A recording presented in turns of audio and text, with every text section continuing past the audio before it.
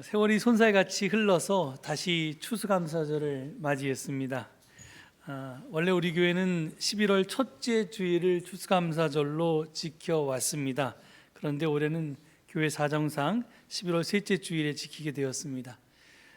여러분들이 잘 아시는 것처럼 추수감사절은 원래 미국의 역사와 전통에서 왔습니다.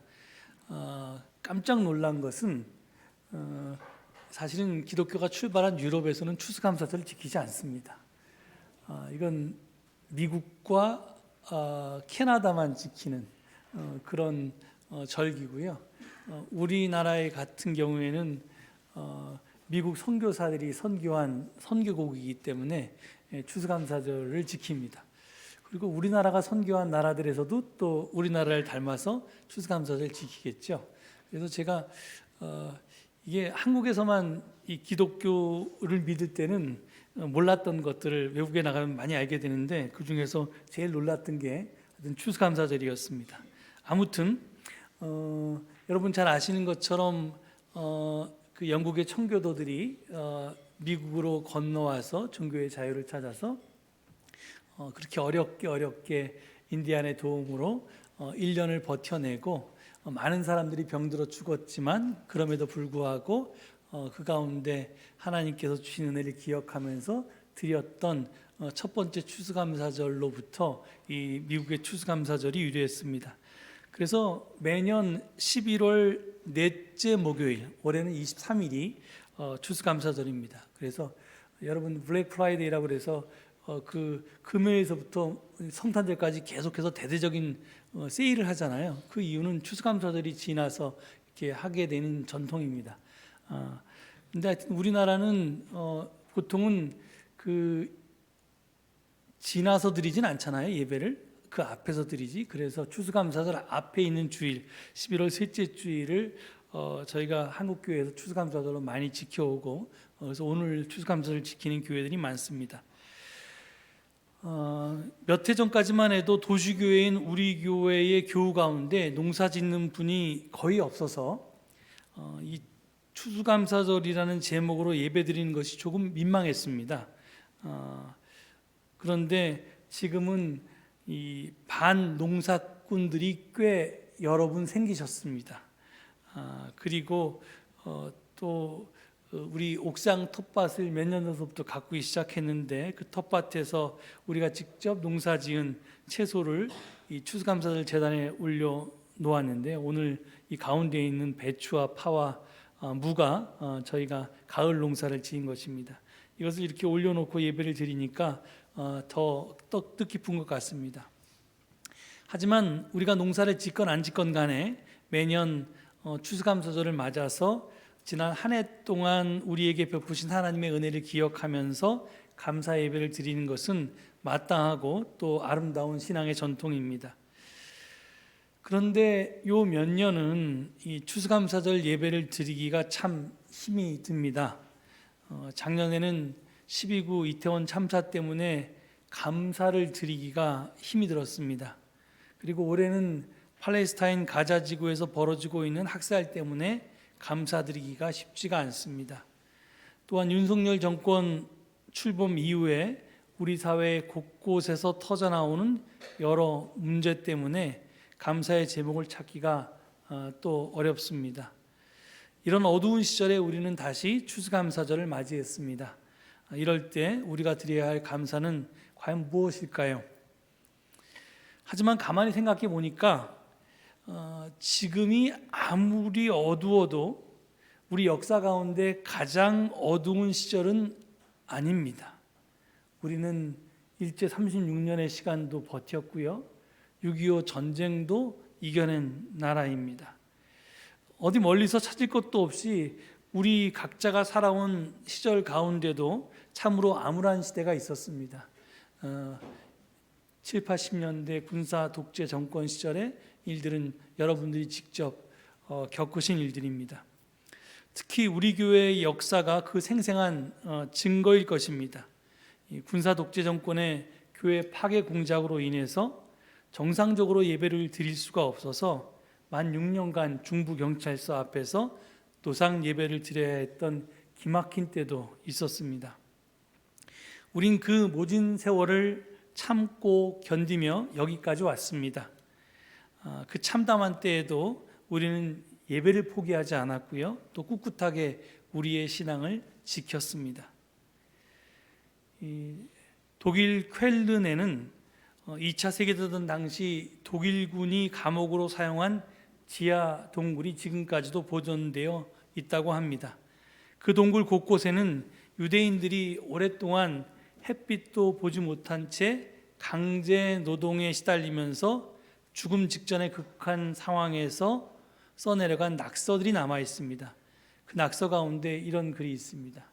화면 준비했는데 한번 볼까요?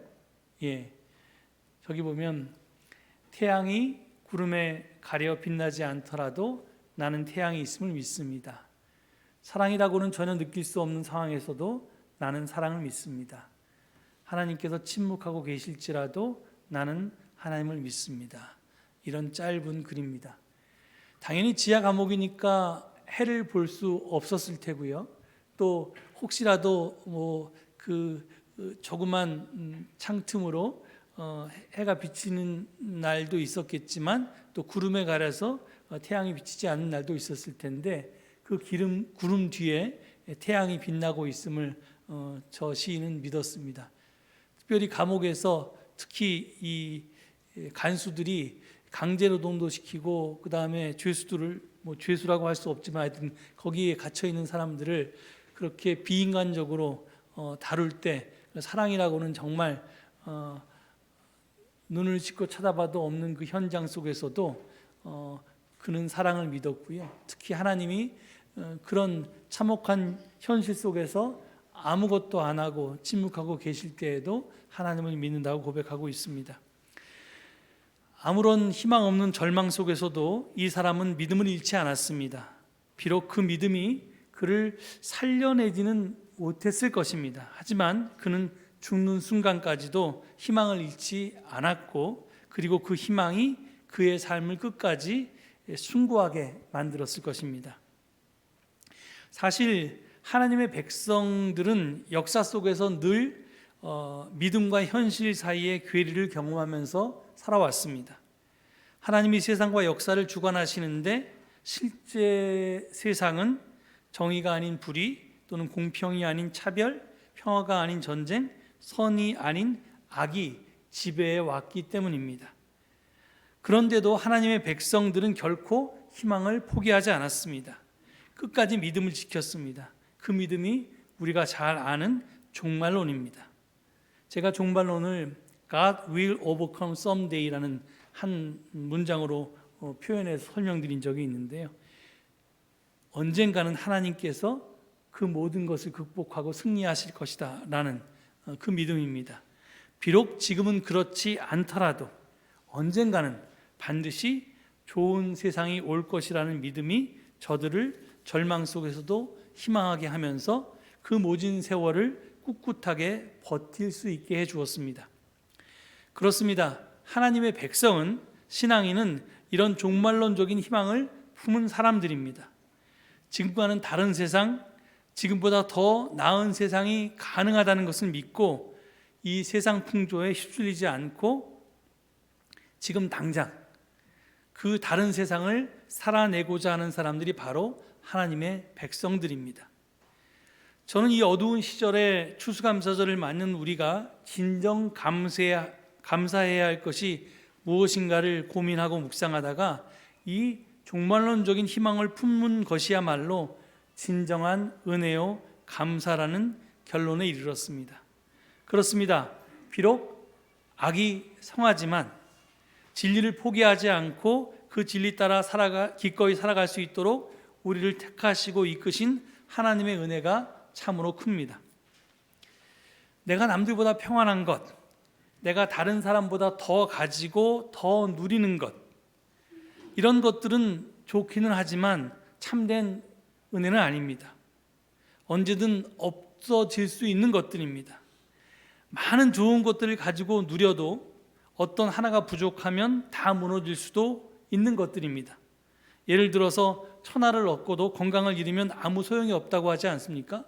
내가 아무리 많은 부귀영화를 누려도 또 큰 집에 좋은 차에 또 우리 자식들이 다 출세해도 내가 건강하지 못해서 내가 가지고 있는 걸 누릴 수 없다면 다 소용이 없어지는 겁니다. 더구나 지금은 이런 은혜를 감사하기 참 어려운 시절입니다.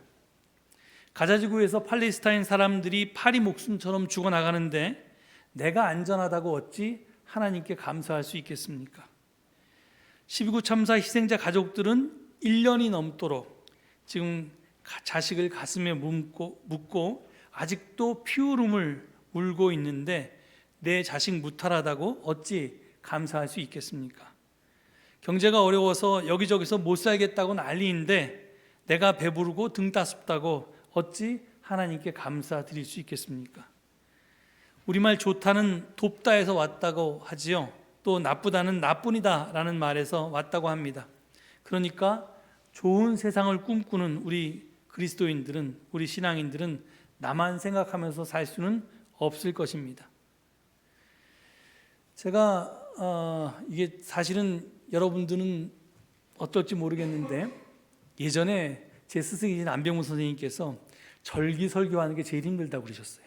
성탄절, 부활절, 감사절 이럴 때 설교하면 매년 똑같이 돌아오는데 맨날 똑같은 얘기를 할 수도 없고 그래서 이걸 몇 년 하다 보면 이제 미천이 떨어져서 굉장히 힘드시다고 그랬는데요. 저도 역시 마찬가지입니다. 그런데 이번 증언도 어떻게 할까 이렇게 고민할 때 제가 묵상을 위해서 몇몇 찬양곡들을 들었습니다. 소위 이제 CCM이라고 하는 것들이죠. 그래서 최근에 나온 제가 처음 들어본 그런 은혜로운 찬양들이 몇 곡 있었습니다. 그 가운데 감사 위에 감사라는 제목의 찬양이 있었습니다. 그래서 처음에는 제가 이 찬양을 감사 위에 감사를 설교 제목으로 할까 이렇게 했었는데요. 그 가사가 지금 저렇습니다. 저게 작년에 나온 찬양인데요.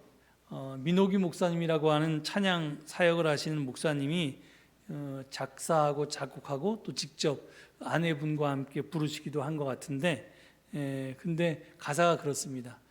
겸손히 올리는 나의 기도 간구보다 감사를 드립니다. 응답하심도 거절하심도 기다리라 하심도 그저 감사. 감사 위에 감사를 덮을 때 은혜 위에 은혜가 쌓이네. 모든 일에 감사, 모든 순간에 그리 아니하실지라도 감사. 이게 1절입니다. 그리고 2절은 간절히 올리는 나의 기도 간구보다 감사를 드립니다. 기쁜 날에도 고통 중에도 주가 일하심을 믿으며 감사. 그리고 다시 이제 감사 위에 감사를 덮을 때 하는 후렴이 이제 이어집니다. 이게 제가 불러드렸으면 좋겠는데 코로나만 아니면 제가 불러드릴 텐데 나중에 우리가 다음 주에 우리 생일 잔치 할 때 함께 불러봤으면 좋겠습니다. 근데 가사도 좋고 그 다음에 이제 곡조도 참 좋습니다.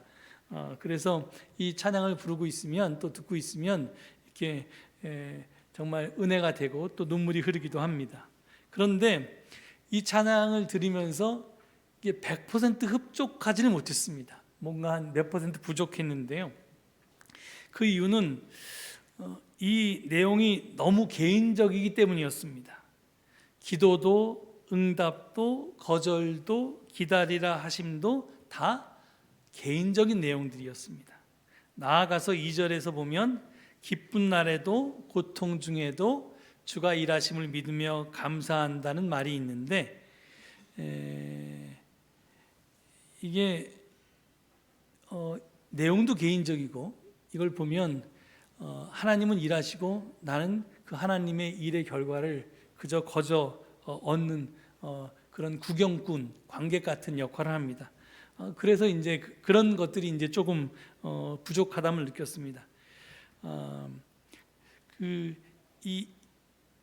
이 찬양에서 이렇게 이 감사는 나와 하나님 사이에서 개인적으로 일어난 일입니다.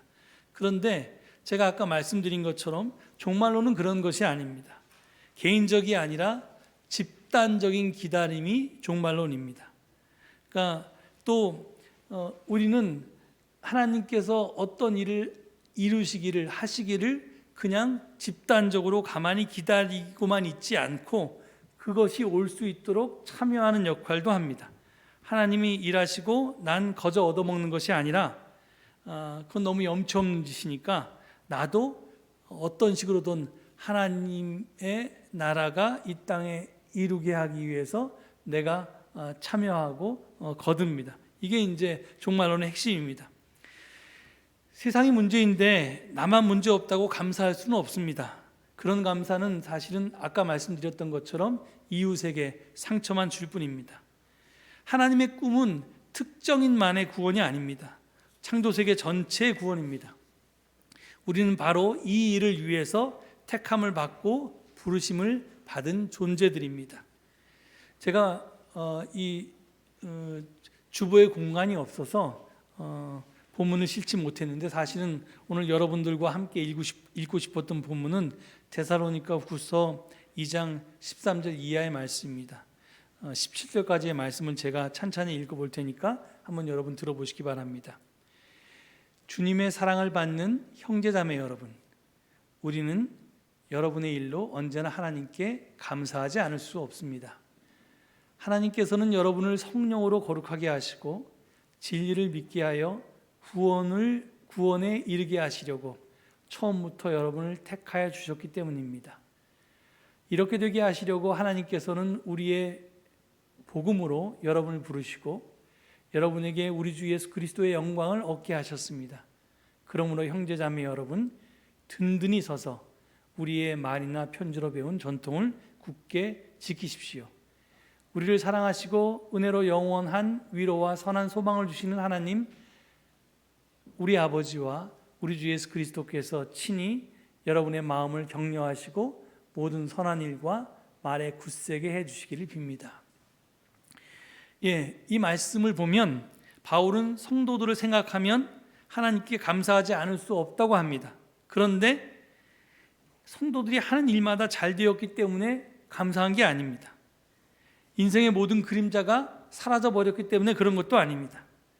우리가 하나님의 택하심을 받았다는 사실 때문에 감사합니다. 그렇습니다. 우리가 감사드려야 하는 까닭은 남보다 많은 것을 누릴 수 있기 때문이 아닙니다. 오히려 하나님의 꿈에 동참하는 사람이 되었기 때문에 감사하는 것입니다. 고난과 시련이 없기 때문이 아닙니다. 다른 이들의 아픔에 깊이 공감하면서 그 아픔을 덜어내기 위해서 덜어내기 위한 수고를 마다하지 않는 사람이 되었기 때문에 감사하는 것입니다. 우리가 난민이 되어서 세상을 떠돌지 않을 수 있기 때문에 감사하는 것이 아니라 전쟁과 테러로 찢긴 이들의 벗이 되어줄 수 있는 마음이 우리 속에 생겼기 때문에 감사하는 것입니다. 그렇습니다. 우리는 이런 사람들이어야 합니다. 비록 개인적으로 보면 우리는 지금 완벽하지 못해서 내가 나의 모든 것을 나누거나 늘 남을 위해서 기도하거나 남을 위해서 섬기거나 이런 모습들이 우리의 일상생활 속에서 먹고 사는 게 바빠서 그렇게 하지 못하더라도 개인적으로 보면 그렇지 못해도 우리는 집단적으로 보면 반드시 그렇습니다. 그래야만 합니다. 왜? 우리 교회가 그것을 위해서 존재하기 때문입니다. 서울제일교회는 하나님의 꿈을 품은 교회이고 여럿이 함께 그 꿈을 이루어가는 공동체이기 때문에 그렇습니다. 따라서 나는 부족해도 비록 나는 모자라도 우리가 모두 함께 모이면 함께라면 그 부족을 메꿔 나갈 수 있습니다. 그래서 서로 밀어주고 끌어주면서 우리는 하나님의 꿈을 함께 꾸고 또 하나님의 통치에 함께 동참합니다. 이것이 우리가 이 어두운 시절에 추수감사절을 맞으며 진정으로 감사할 수 있는 제목이라고 저는 믿습니다. 이 어두운 시절에 예수를 따르는 신앙 공동체와 또 믿음의 동지들을 주신 하나님께 감사하십시다.